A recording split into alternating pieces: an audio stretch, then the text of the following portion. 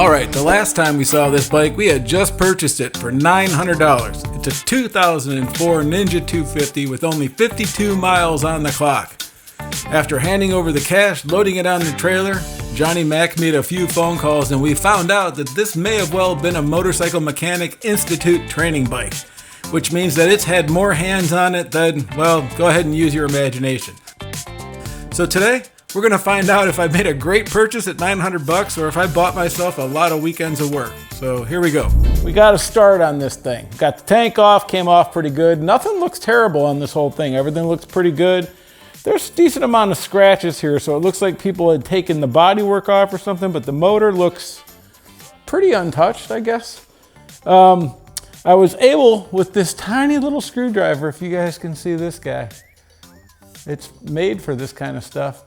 I was able to get up and inside there, and I took the air-fuel mixture screw back to its stock setting of 2.5. It looks like it was out at like 3 or 4, so that might be why this thing wasn't running. That would be too easy, I'm sure it's not, but we have it at 2.5 now. So, there, tank's off. I have the vacuum plugged, and then I got this IV tank hooked into the main fuel inlet. So we're pretty much ready to try to start it. I had the battery on charge for the last week. I'm gonna see what happens. I have some starting fluid and stuff like that. We'll see if it'll at least pop. We'll see if we're getting spark and things, and we'll go from there. So, yeah, a little starting fluid. I'm gonna put in the air box. Give this guy a couple of juicers of gas. We're gonna pull the choke, I guess. All right. Turn it on. Here we go. Uh-oh.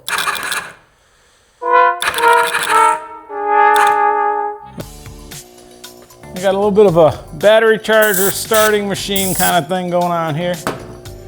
Let's see what we got.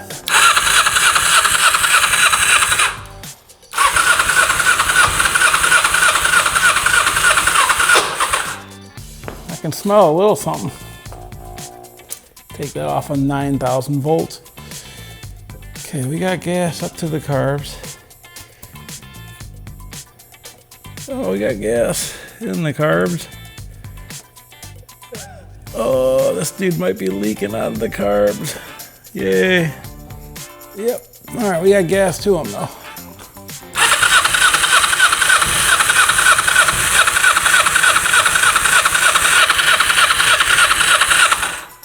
Didn't start on the first try. No big deal.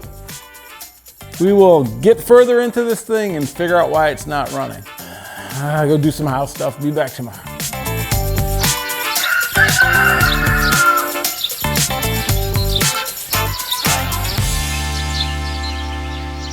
All right, I wish effort was worth something when it comes to vintage motorcycles, because even off camera, after I left you guys, I continued to try to get this thing running with minute adjustments on the air-fuel mixture. I got a few puffs of smoke to come out of the tailpipe, so I think our coils are good and I think our spark plugs are good just from seeing that. Obviously, once we get in here, I'll give them a test, but the carbs, no bueno.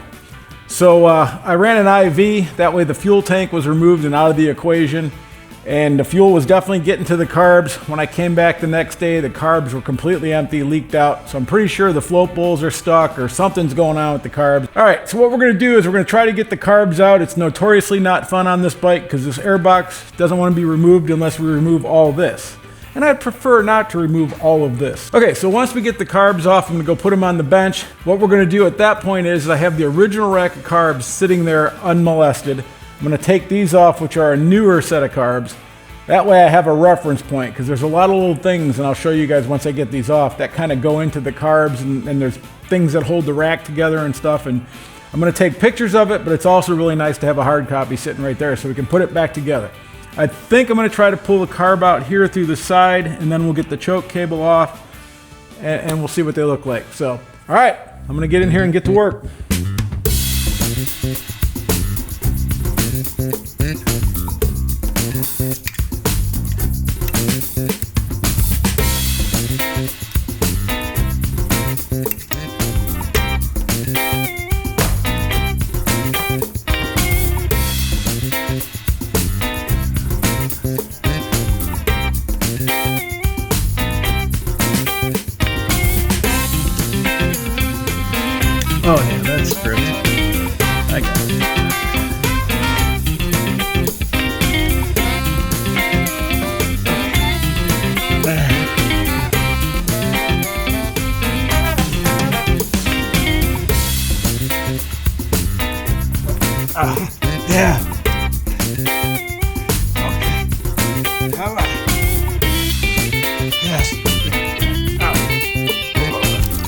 Oh yeah, that's what we wanted. Woohoo! Okay. All right. Well, there's gas definitely going through there because those are soaked. Gently. Hey. Okay. What are you still hooked up on? Nothing. There you go. Okay. Lots of gas. So here's a pro tip that I should have done. Anytime you're working on something like a carburetor or a thing that's kind of inside the engine, it's always good to put a rag down in the areas where screws and things can fall, because as I was taking off the choke tab that held the choke cable to the carbs, I dropped the stupid little screw. Of course, it fell down and into a crack and went inside the gear change area. So I gotta take that cover off. All right, and because I'm an idiot, I had to take this whole cover off. And let's see if we can find it. Hey, there it is.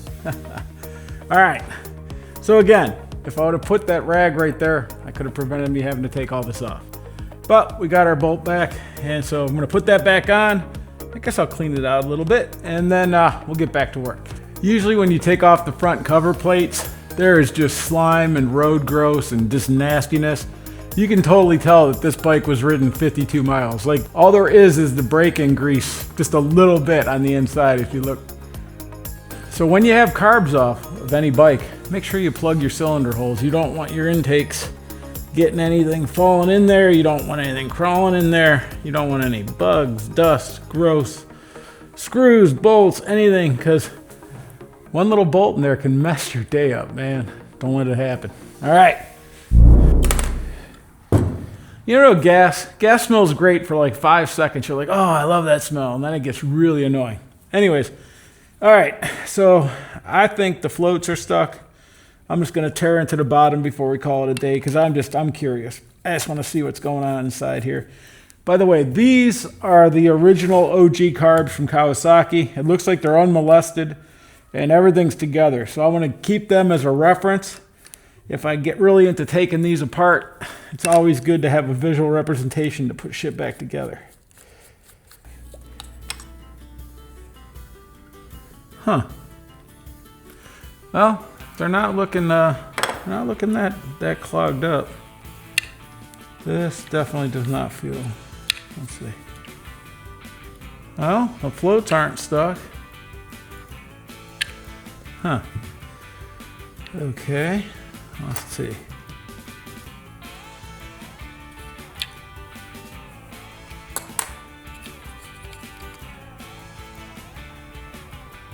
Rubber tip. Doesn't look bad. I'll put him down.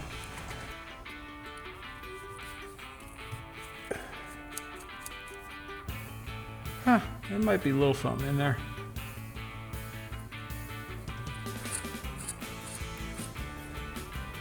Yeah, I'm seeing some grit and dirt inside here. Oh yeah, those holes are clogged. Imagine that, it needs a carb clean. All right. Well, it never goes as expected. I really didn't think that bike was just gonna fire up and run with a couple of twists of the air-fuel mixture, but you never know. I've had weirder things happen. So we got the carbs off.